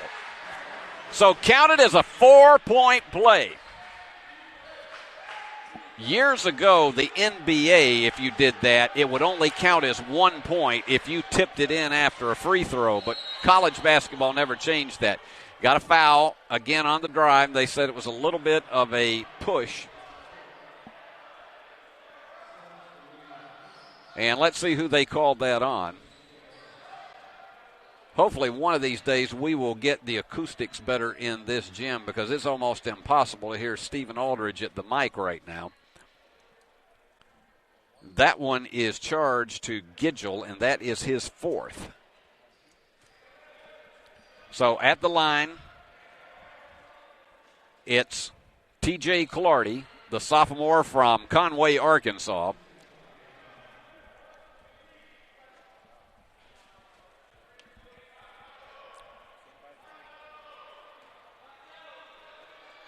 Clardy is not one of their large scorers. The big ones are Butters, King, McIntosh, and Clark. But tonight it's just not happening. They're down by 34 to the Bulldogs. And I think the only question mark is what the final score is going to be, continuing to whip that ball around. The three is short, but look how high they are going up for the rebounds, and Hunter Vick is fouled. I mean, these guys, it's like there's trampolines out there on the floor as high as they are getting. And it is the 17th foul, so Vick has a 1-and-1 opportunity. He's 1 for 2, and he's 4 out of 5 from the line tonight. Hunter with 11 points. Of course, this place erupted when his brother Garrett got in the game on Saturday, and that may happen again tonight with Union controlling it at this level. Hey, it's going to be some solid competition as the Bulldogs hit the road for the first time this weekend for a Friday night game at North Georgia in Dahlonega. And then it'll still be in Dahlonega on North Georgia's court as they'll take on Georgia Southwestern on Saturday afternoon. That's a 3 o'clock Central Time tip-off. And you can hear those games on 101.5 with the legendary Hall of Fame broadcaster Gary Neese. And they go inside, and that was perfect defense, timed outstanding by Ty Parks. And he just flew down there and broke up that opportunity to get one of those floating layups. They're down to 9 on the shot clock. And they got to be aware of it. And trying to drive the inside in between two defenders. No call. So they're down to 2 on the shot clock. You got about enough time for a volleyball tip here. And tipped away. Again, it's down to 1 second. Great defense on the part of Parks on this possession. This is literally, all you got to do is Nop. You don't have time to set for this. The only thing you can hope to do is to lob it in and have somebody just push it. You don't have time to set up your shot. So that is the third 30-second clock violation of the game against Williams Baptist. Bulldogs have been entertaining to watch tonight. And it doesn't matter what combination is in the lineup. Vick working one-on-one and labors it home. That low center of gravity allowed him to connect on that.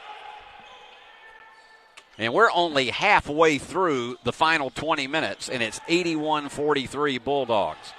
Boy, you don't want to go up against that double-team combination underneath. The fall-away is not there, and high again for the rebound is Jordovic. For the bomb. No, in and out. Rebound off to Butters.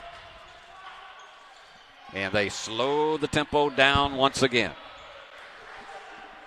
This Williams Baptist team, you got to know, they want to do everything they can to keep Union from scoring 100, which they would be very, very capable of doing tonight. And that is going to be charged to Gidgel, and he's gone. And I know that's frustrating for him. There have been some tight calls in this game tonight, but Gidgel has just been out of position to avoid those fouls, and so he checks out.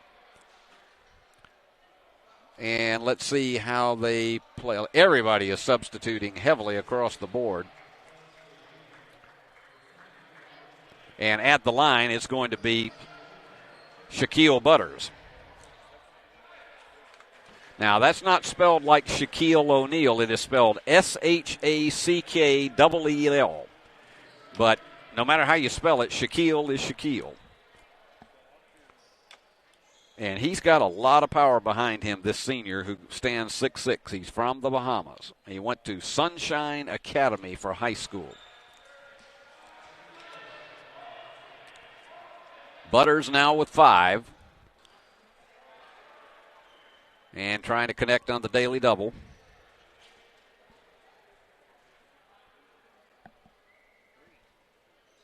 And it's 81-45. So Gidgel will be out of there, but Union's got plenty of depth. Little Page back in. And you got more of the starting lineup back into this contest. Vick, who's had and look how high he curled that in for the layup. Vic is just dominating now. He has 17. 5 out of 8 from the floor. 6 of 7 from the free throw line.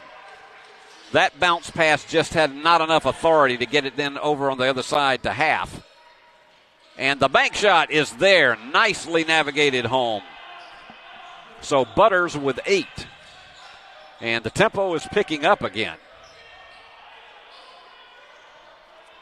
This Bulldog team has been really, there's a lot of confidence on this team that when they start the conference race on December the 2nd, that they have a lot in their favor with the fact that they have the depth on this ball club. And that one was just too high, and it goes right back into the hands of JC. And there you go, that high lifting layup, he didn't get the bank on it. That was the problem. He's been open about 3 times in a row. We get close to the 8-minute mark.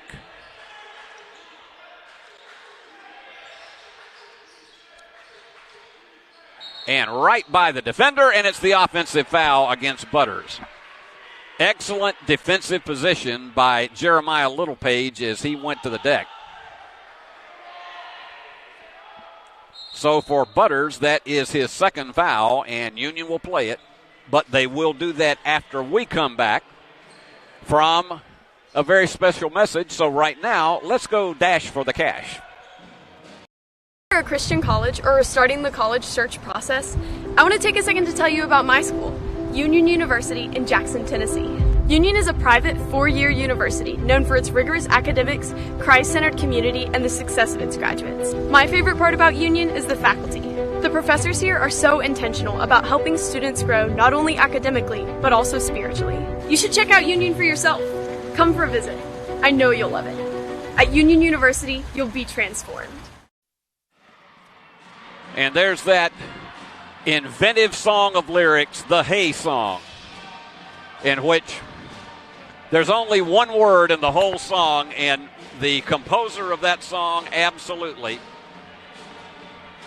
he's made a mint of royalties, just like that guy that went dun, dun, dun, dun, dun, dun, dun, dun.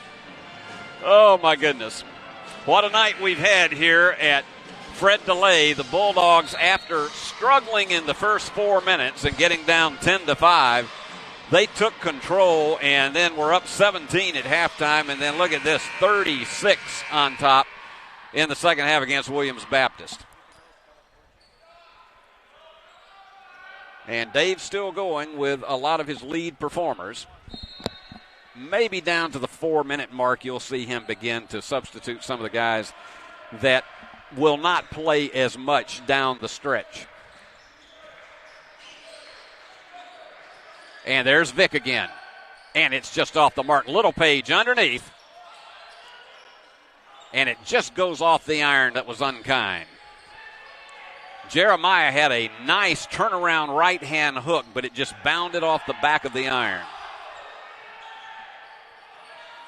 And that was a case of one too many passes. He should have taken that one all the way in, and half just coughed it up. The big bomb, no. And the foul is going to be on Littlepage from behind on the rebound. Jeremiah commits his third. Leading scorer in the game is Hunter Vick and Tyree Boykin, 17 each, 16 for Ty Parks. So, and DeBuck has added 10, so Union's got 4 in double figures, and 8 different Bulldogs have scored. Cortez King is the leader for Williams Baptist. He has not put one up in a while, but King with 10, he's the only one in double figures tonight. And they've had 10 different players to score, but you just got a lot of guys that only have 2. And that one goes left for Butters. And again, 12 out of 20 from the free throw line. They got to amp that up when they get into their conference race.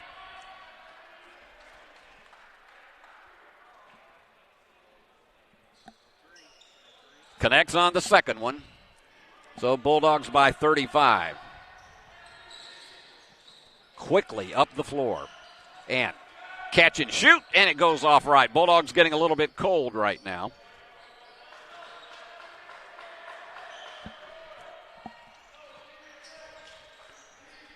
They, again, a little more deliberate with the tempo. Stop and pop with the fall away that's not there for Clardy. And here is a determined Vic. And there you go. Left-hand hook that curls away. That should have been there for Boykin. That's one of those that your momentum just carries you so far, and sometimes the easy shots just will not fall. And we've got a cold. It's suddenly become like an Amana side-by-side freezer. Both teams are just simply getting a little icy. Underneath was Simmons, and he lost it. For a minute, he was open, but Mikhail lost it. For Union, it is turnover number 7. Big bomb is there. Nice one for Townsend. That's DJ Townsend, who's from Little Rock, the 5'9" freshman.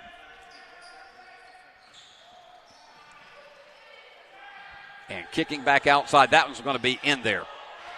There was no way that you were going to deny Tyree Boykin that one. As we are getting down close to the final 5 minutes of this contest. And we'll give you a wrap-up on all the stats by Worthy Road Studios at the end of tonight's game. And we have certainly thoroughly enjoyed having you with us tonight. Hasn't had a lot of, shall we say, down-to-the-wire excitement. This has not been one of those that I call a real tooth puller. It is, though, one that I think you've seen, if you're a Union fan, to see the Bulldogs showcased in as positive a light as you possibly can. Shooting 56% from the floor. The foul was called on Simmons, and missing that one is Butters. Shaquille 3 out of 7 from the line. And checking back in is Pettion for Williams Baptist.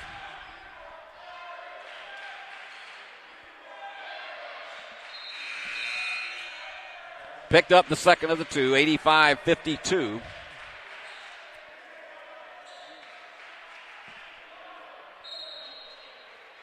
And Clossy to toss it in. The two JCs in the backcourt. Inside with that bounce pass, and now the screen for the three. Hunter Vick with 20. That's his second three of the night. That gets some of the student section excited as Union's up 88-52 with 5 minutes remaining.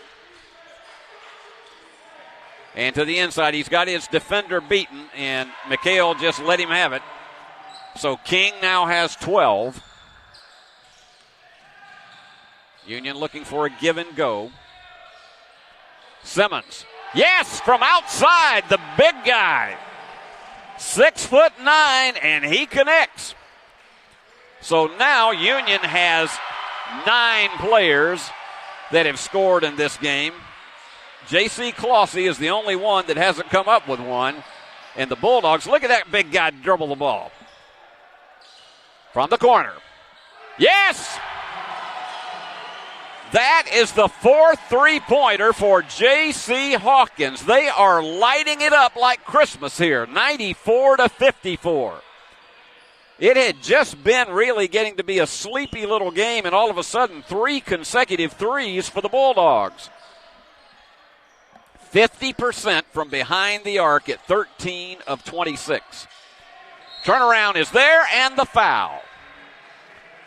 So Simmons has got to work on his defensive position, particularly on plays like that. It is King who connects.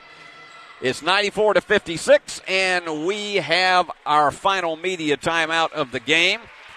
So let's go to an important message that I hope all of you at home will enjoy. Be an employee equipped for advancement. Be a role model to your kids, your coworkers, your friends. Be a dreamer, an example, a finisher. Be a success story and a college graduate with an associate or bachelor's degree for adult students from Union University.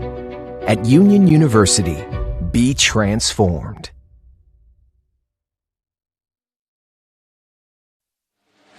And as Mike Mann and his orchestra strike up with the Land of 1,000 Dances, Union tonight 58% from the floor, 13 out of 26, 50% from three-point land. They lead in rebounding 32-27. Points in the paint just dominating 36-26. And there's our camera crew. Give us a little wave, guys. I don't know whether they can hear us right now. Here you go. We got all three of them in tonight. All four of them, yeah.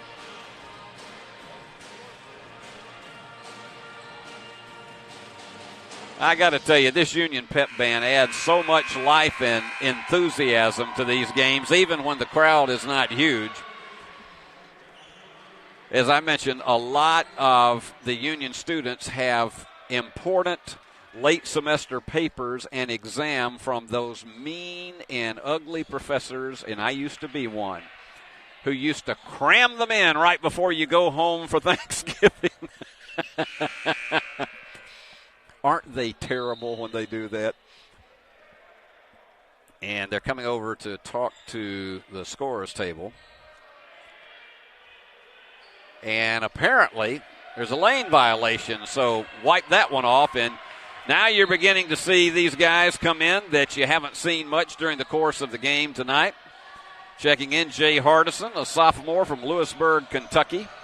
He's out there at number 42. I know this crowd wants to see 100 hit the scoreboard. Here's Simmons underneath, and it's too far.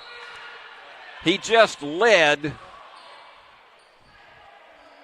Caleb Pierce just a bit too far. Caleb is from just up the road at Medina. Went to South Gibson County High School. Has been one of the fine, academically sound high schools all throughout West Tennessee. High drive underneath, and they give him the layup. So McIntosh with 9. And you got a mixed bag. The floater is short. DeBuck tried to get one of those floaters. He didn't get it up high enough. Sort of a finger roll, but you gotta have the spin on it to get it high enough to make it work. And there's your bounce pass to a cutter, and the curl is not there. And the rebound coming off to Pierce. And he's on the run as we're under 3 minutes. You've also got Garrett Vick, Hunter's brother, into the game. The bounce! Yes, sir. Caleb Pierce and some of those fraternity brothers on the other side, they're really thrilled to see their guy connect. Bulldogs by 37. And underneath, the foul is on Simmons, and he's frustrated. He thought he had position, but that is his third foul with 2:33 remaining. And I'll remind you one more time, our next telecast Saturday afternoon, 12:45 is airtime on E+ TV6 and the Union Digital Network. And at 1 o'clock, Lady Bulldogs will chalk it up against Central Missouri, and that is expected to be a real challenge for the Lady Bulldogs. And we'll have it all for you live right here on E+ TV6, EPlusTV6.com, and the Union Digital Network, or any other network you might choose to look at us on. And then Saturday night at 7, the 300th edition of Steve Beverly's TV Classics. Getting close to the 2-minute mark. The give and go, and Garrett is hemmed up. They go from the corner. Yes! I thought he was going to do a somersault. Hardison with a big three. I think he was more surprised than anybody. 99-61. You know they're going to be chanting for 100 over on the other side. They're looking for a cutter, and they don't have one. They can't even get a screen. 7 on the shot clock, and the curl and the turnaround and the foul. That was one of those at the last second. There was body contact by Pierce, and so that is going to send Pettion to the line for 2. And exchanging a few pleasantries at the free throw line are Cortez King and Mikhail Simmons.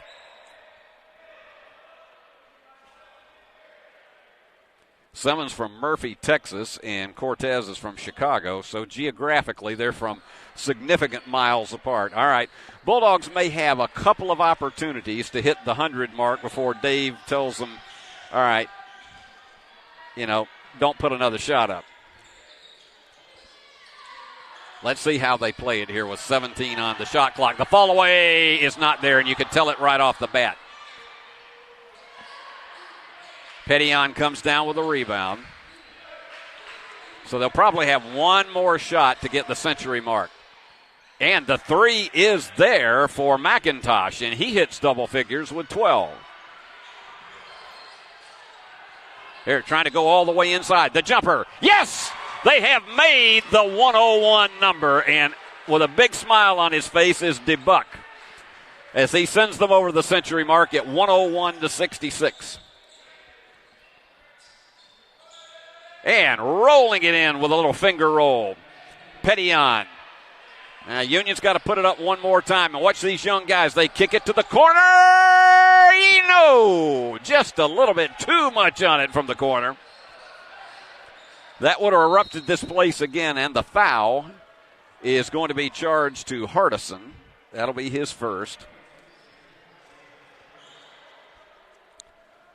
But you love to see the young guys who probably down the stretch are not going to see a lot of action. Guys like Garrett Vick, Hardison, Simmons, and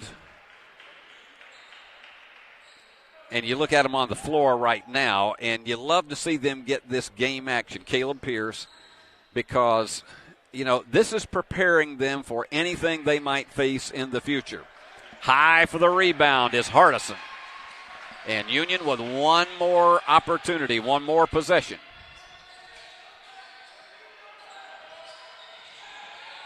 It's Pierce. To the corner for the three. No, that is going to go off the top of the backboard. Well, that was not what you would call one of your highlight reel three-point shots. That'll probably be the last time the Bulldogs put one up in this contest, but they did top the century mark. The bank shot is not there, and Union's going to just hold it down for the final 13 seconds. It's been a dominating performance after the first 4 minutes when Union trailed 10-5 and then went on a 13-3 run. And from that point, there was never any doubt. And there you have it. As these guys will go home happy as Union wins it 101-69. And let me run down your totals for you as we try to wrap this one up rather quickly here from Fred DeLay. For the Bulldogs, 56% from the floor, 47% from from three-point land, 14 out of 30, and led in the rebounding 35-31. And as the teams depart, I'll give you the scoring totals for Williams Baptist. They had 3 in double figures, 17 for Cortez King.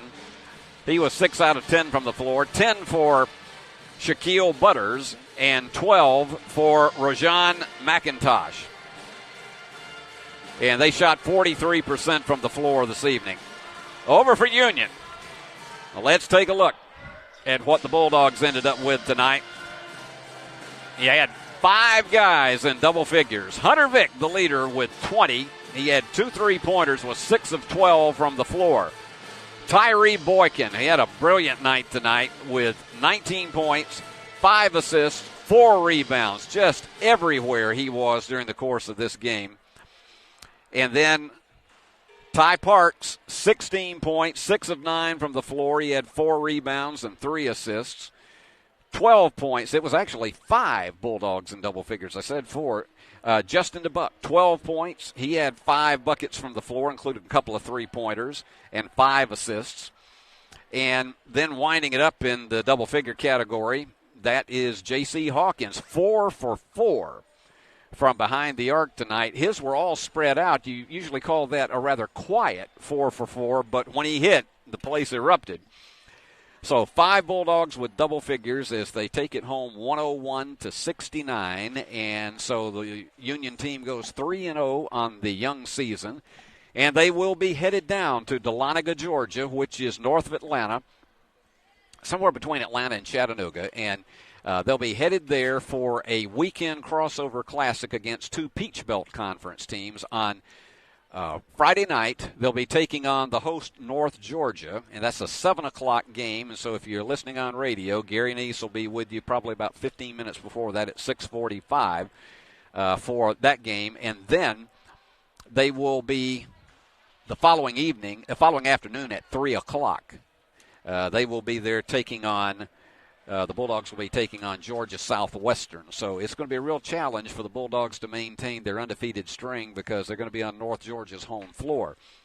We will be back here, as I've mentioned several times tonight, but just in case you were late, we will be back here on Saturday afternoon as the Lady Bulldogs return home, and they've had a week off to rest up after that long trip down to Florida where they split a couple. And they'll be taking on Central Missouri, and that'll be a 12:45 airtime, very early on a Saturday afternoon, 12:45 airtime, and 1 o'clock we'll tip it off right here at Fred DeLay Gym. I'd love to see as many of you as possible to get out here because the students will all be gone, unless there's a few that hang around here for various and sundry reasons, because Thanksgiving break starts at the end of classes on Friday. So that's the way it all works around here. So we're not going to see a lot of students here in the place. So we'd love to see many of you from the community to turn out and tune in. Or tune in and turn out. Either way. For Saturday afternoon's game, Lady Bulldogs taking on Central Missouri.